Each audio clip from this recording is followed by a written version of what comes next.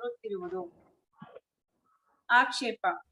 ಪ್ರಪಂಚದ ಅರಿವು ಕೇವಲ ಮಾಯಿಕವಾಗಿದ್ದರೆ ಆತ್ಮನ ಅರಿವು ಉಂಟಾದ ಮೇಲೆ ರಜ್ಜು ಸರ್ಪಾದಿಗಳಂತೆ ತೋರದೆ ಹೋಗಬೇಕಂತೆ. ಸಮಾಧಾನ.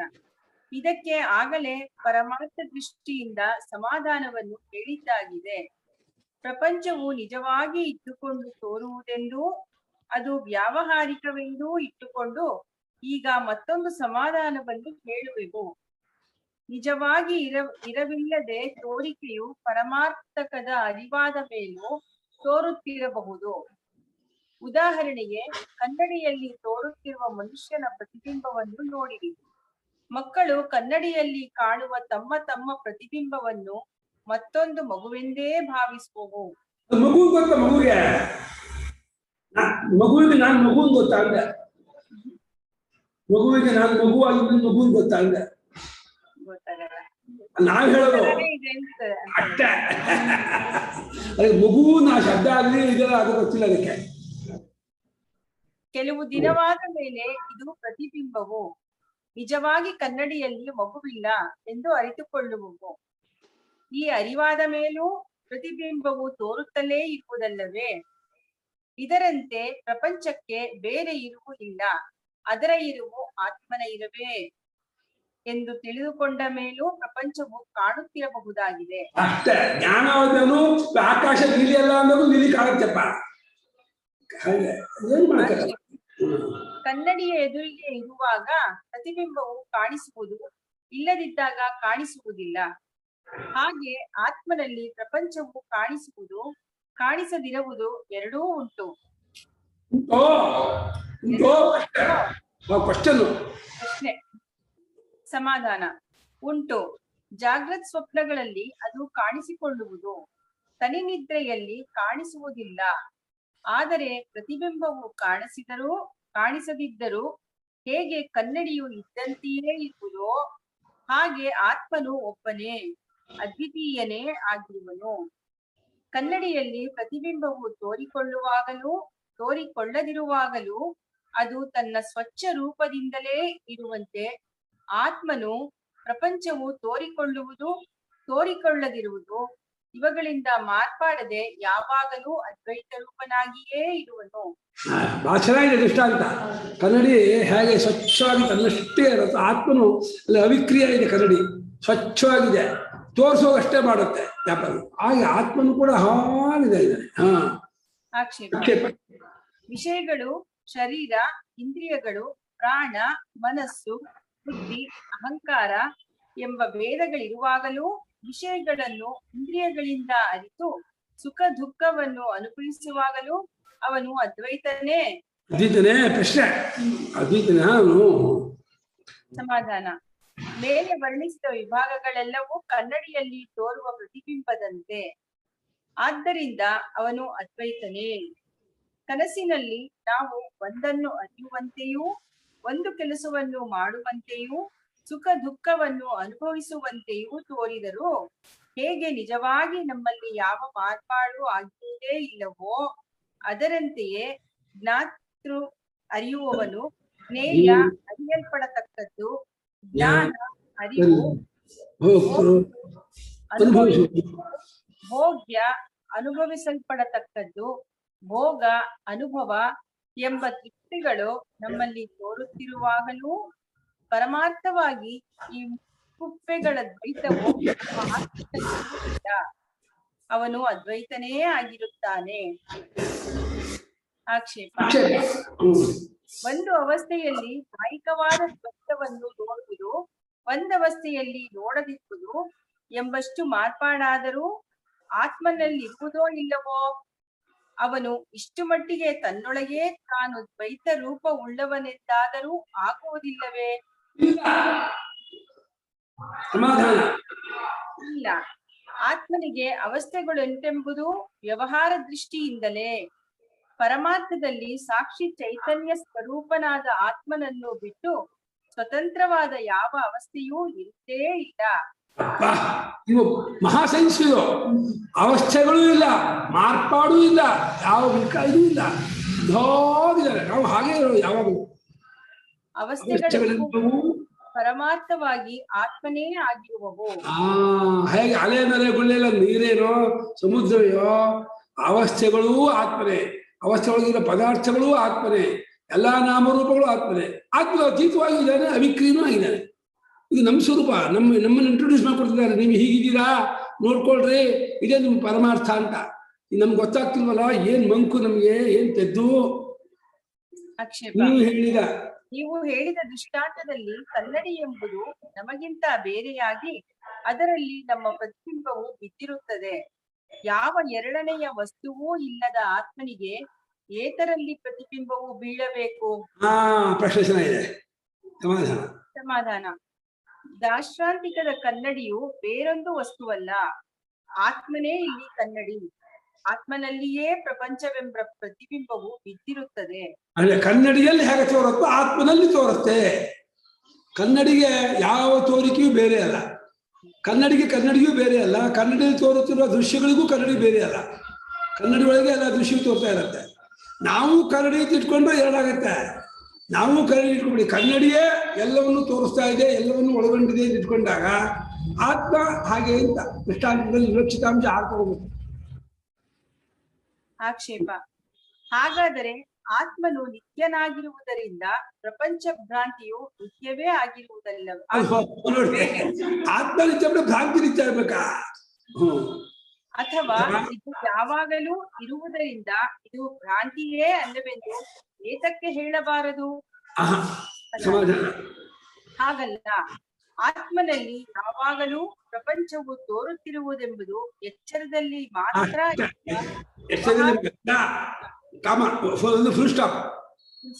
ಅವಸ್ಥಾತ್ರಯವನ್ನು ಮೀರಿರುವ ದೃಷ್ಟಿಯಿಂದ ನೋಡಿದರೆ ಯಾವ ಪ್ರಪಂಚದ ಪ್ರತಿಬಿಂಬವೂ ಇರುವುದೇ ಇಲ್ಲ. ಕನ್ನಡಿಯ ದೃಷ್ಟಾಂತದಲ್ಲಿ ಪ್ರತಿಬಿಂಬಕ್ಕೆ ಅನುರೂಪವಾದ ಮುಖವೇ ಮುಂತಾದ ನಿಜವಾದ ವಸ್ತುವೊಂದು ಹೊರಗೆ ಇದ್ದುಕೊಂಡಿರುತ್ತದೆ.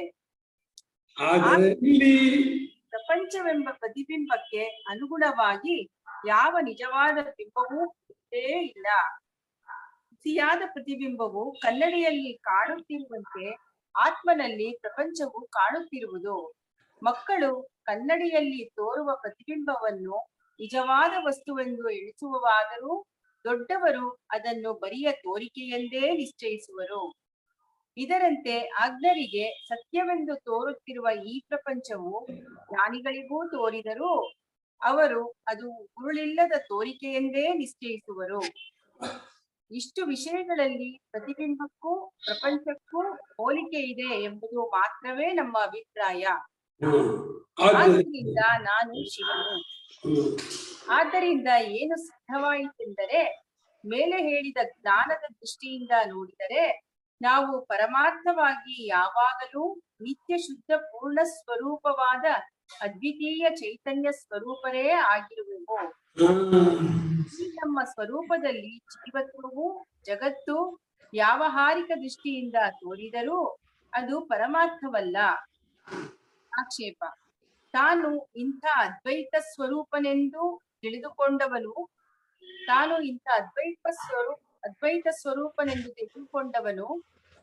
ಮತ್ತೊಬ್ಬರಿಗೆ ಅದ್ವೈತ ತತ್ವವನ್ನು ಬೋಧಿಸಬೇಕು. ತಿಳಿದುಕೊಂಡವನು ತಾನೇ, ಹಂಗೆ ತಿಳಿದುಕೊಂಡವನು ತಾನೇ ಮತ್ತೊಬ್ಬರಿಗೆ ಅದ್ವೈತ ಹೇಳ್ಬೇಕು.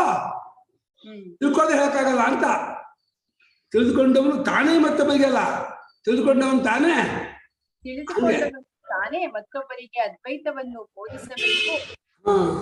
ಆದರೆ ಅದ್ವೈತನಾದವನಿಗೆ ದ್ವೈತದಲ್ಲಿ ಸತ್ಯತ್ವ ಬುದ್ಧಿಯೇ ಇರುವುದಿಲ್ಲವಾದ್ದರಿಂದ ಅವನು ಮತ್ತೊಬ್ಬರಿಗೆ ಬೋಧೆ ಮಾಡುವುದು ಹೇಗೆ? ಅವರಿಂದ ಬೋಧೆಯನ್ನು ಮಾಡುವುದಕ್ಕೆ ಆಗದಿದ್ದರೆ ಅದ್ವೈತ ಶಾಸ್ತ್ರಕ್ಕೆ ಗುರು ಶಿಷ್ಯ ಪರಂಪರೆಯು ಹೇಗೆ ನಡೆಯಬೇಕು? ಬೋಧೆ ಮಾಡಕ್ಕಾಗಲ್ಲ. ಗುರು ಇಲ್ಲ, ಶಿಷ್ಯ ಇಲ್ಲ, ಶಾಸ್ತ್ರ ಇಲ್ಲ, ಯಾವ್ದು ಇಲ್ಲ. ಬೋಧೆ ಮಾಡಿದ್ರೆ ಅವ್ರಿಗೂ ದ್ವೈತ ಇದೆ, ಪ್ರಪಂಚ ಇದೆ ಅಂತ ಆಯ್ತು. ಹೆಂಗ ಹೇಳಿದ್ರು ತಪ್ಪಾಗತ್ತೆ ಅಂತ. ಸಮಾಧಾನ. ಈ ಸಂದೇಹವು ಮೇಲೆ ಹೇಳಿದ ವ್ಯಾವಹಾರಿಕ ಪಾರಮಾರ್ಥಿಕ ದೃಷ್ಟಿಗಳ ವಿವೇಕವಿಲ್ಲದವರಿಗೆ ಉಂಟಾಗುತ್ತದೆ.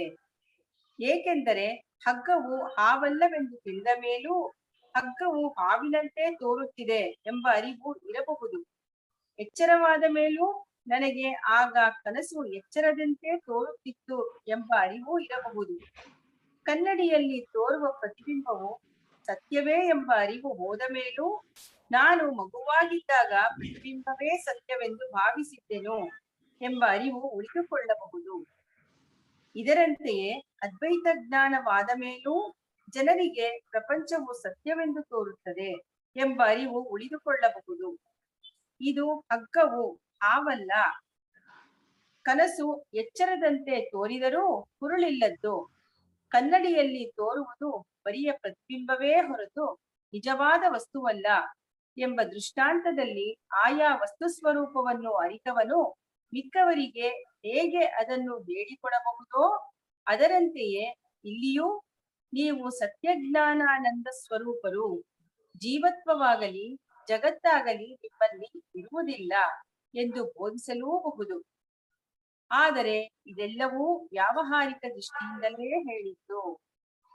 ವ್ಯಾವಹಾರಿಕ ದೃಷ್ಟಿಯಿಂದ ಶಾಸ್ತ್ರ, ಶಿಷ್ಯ, ಗುರು ಎಂಬ ಭೇದವು ಇದ್ದೇ ಇರುತ್ತದೆ.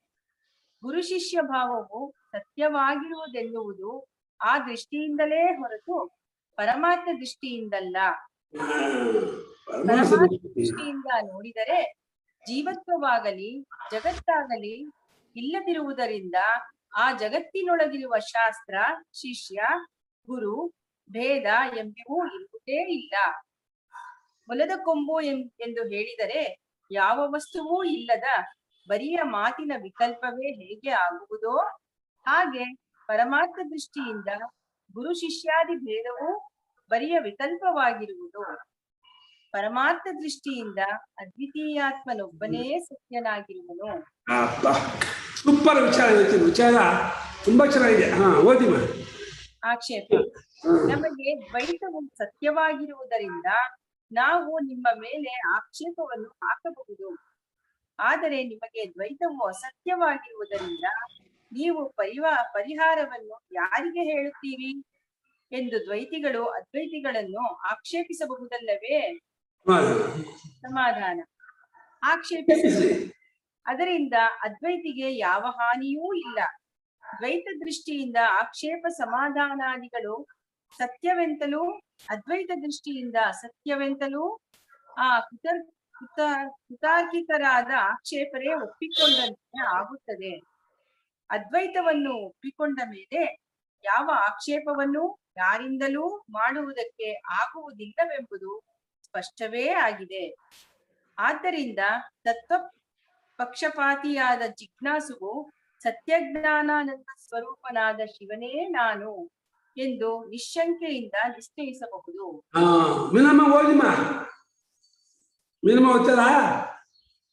ಓದಿಮ್ಮ. ವೇದಾಂತ ಜ್ಞಾನದ ಪ್ರಯೋಜನ.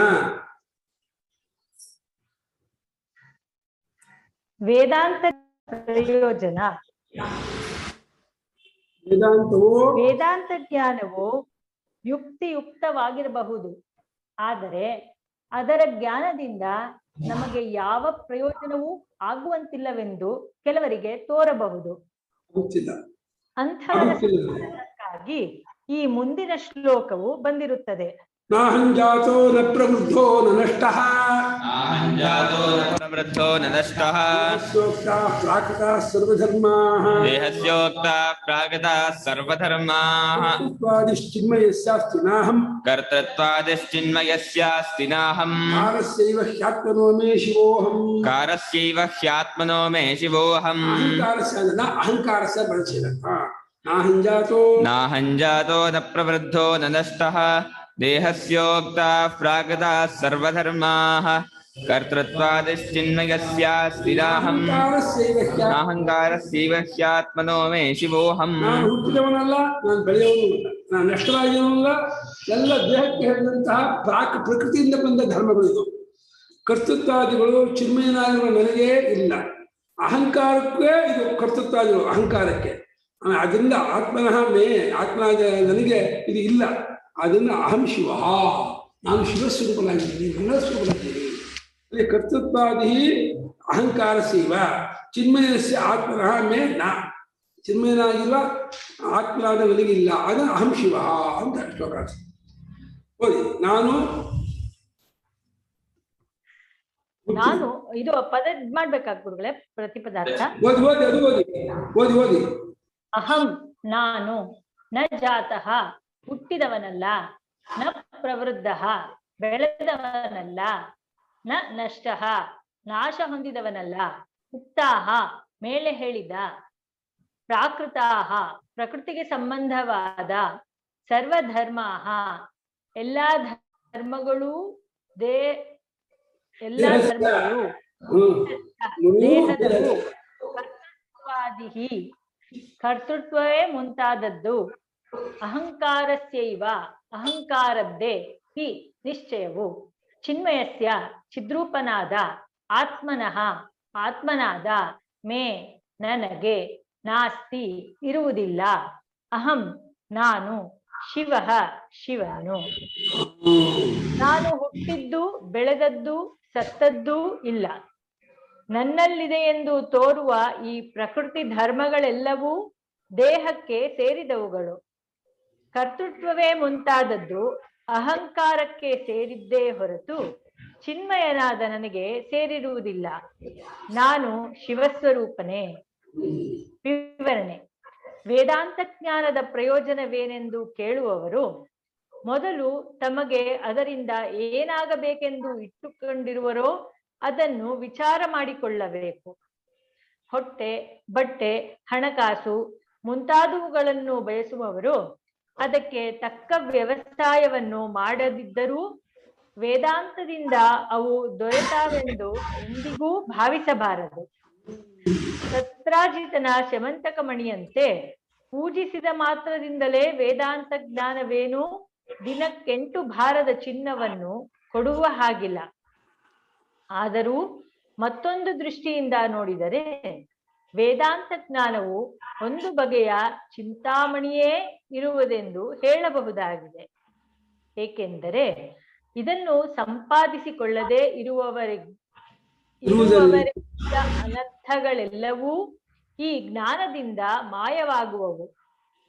ಲೋಕದಲ್ಲಿ ನಾನು ಹುಟ್ಟಿದೆನು, ಬೆಳೆದೆನು, ಹಿಂದಿನ ಜನ್ಮದಲ್ಲಿ ಸತ್ತು ಈಗ ಹುಟ್ಟಿರುವೆನು, ಇನ್ನು ಮುಂದೆಯೂ ಆಯುಸ್ಸು ಕಳೆದ ಬಳಿಕ ಮತ್ತೆ ಸಾಯುವೆನು ಎಂದು ಸಾಮಾನ್ಯ ಜನರು ಭಾವಿಸಿರುವರು.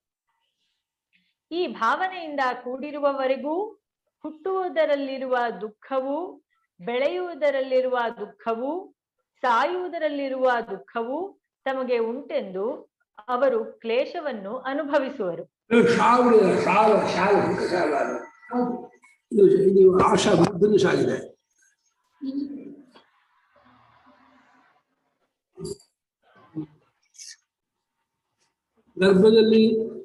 ಗರ್ಭದಲ್ಲಿ ವಾಸ ಮಾಡಿ ಸ್ತ್ರೀ ಶರೀರದ ಅಸಹ್ಯ ಭಾಗದಿಂದ ಹೊರಕ್ಕೆ ಬರುವ ದುಃಖದ ಹುಟ್ಟು, ಶರೀರ, ಇಂದ್ರಿಯ, ಮನಸ್ಸು, ಬುದ್ಧಿ ಇವುಗಳ ಶಕ್ತಿಯನ್ನು ಬೆಳೆಯಿಸಿಕೊಂಡು ಕಾಪಾಡಿಕೊಳ್ಳುವ ಕ್ಲೇಶವುಳ್ಳ ಬೆಳವಣಿಗೆಯೂ, ಎಲ್ಲಾ ಶಕ್ತಿಗಳೂ ಹಿಂಗಿ ಸೊರಗುವ ಸಾವು ನಮಗೆ ಹೇಗೆ ತಪ್ಪೀತೆಂದು ಯೋಚಿಸಿದ ಬಗೆಯ ಉಪಾಯಗಳನ್ನು ಹುಡುಕುವರು. ಉಪಾಯಗಳು ಗೆದ್ದಾಗ ಹಿಗ್ಗುವುದು, ಸೋತಾಗ ತಗ್ಗುವುದು, ಹೀಗಿರುವವರು ಕೆಲವರು. ಇವು ನಮ್ಮ ಹಣೆಯ ಬರಹವಾದ್ದರಿಂದ ತಪ್ಪಿಸಿಕೊಳ್ಳುವುದಕ್ಕಾಗದೆಂದು ಭಾವಿಸುವವರು ಕೆಲವರು. ಇಂಥ ಮನುಷ್ಯ ಜನ್ಮಕ್ಕೆ ದೇವರು ನಮ್ಮನ್ನು ಏತಕ್ಕೆ ಹಾಕಿದನೆಂದು ಈಶ್ವರನನ್ನು ಹಳಿಯುವ ಮೂರ್ಖರು ಕೆಲವರು.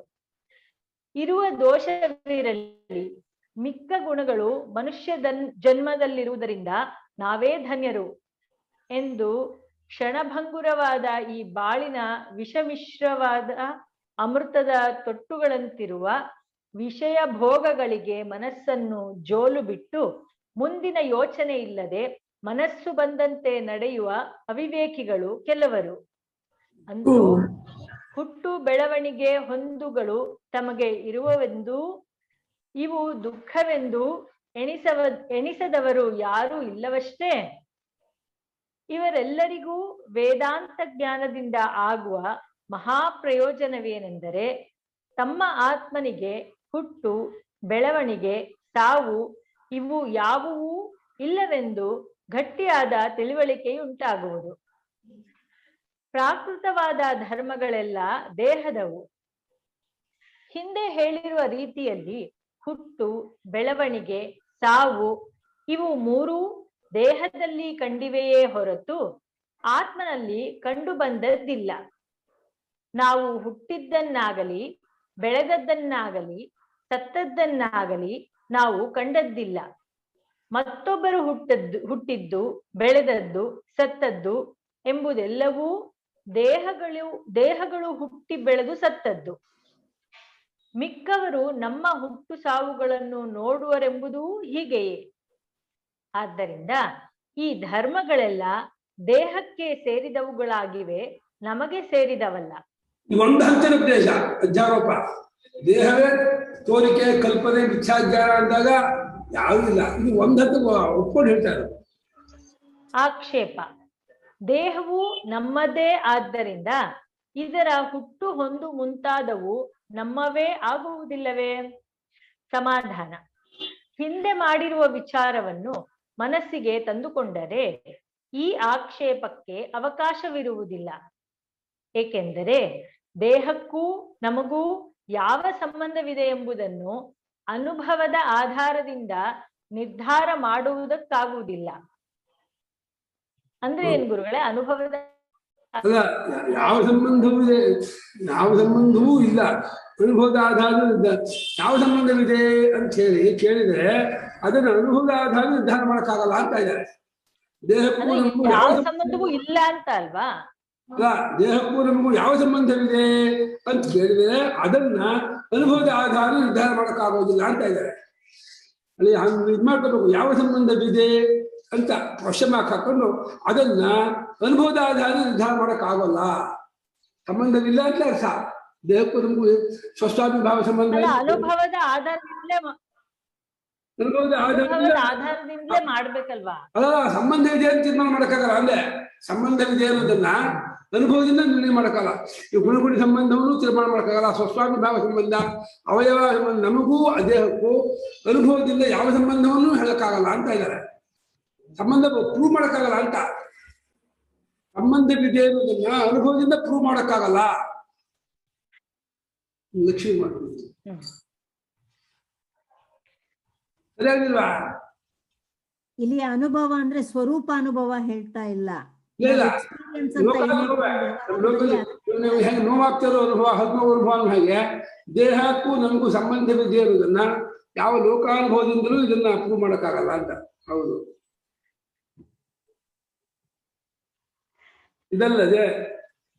ಇದಲ್ಲದೆ ಎಚ್ಚರದಲ್ಲಿ ಒಂದು ದೇಹವಿದ್ದರೆ ಕನಸುಗಳಲ್ಲಿ ನೂರಾರು ದೇಹಗಳು ಬರುತ್ತವೆ.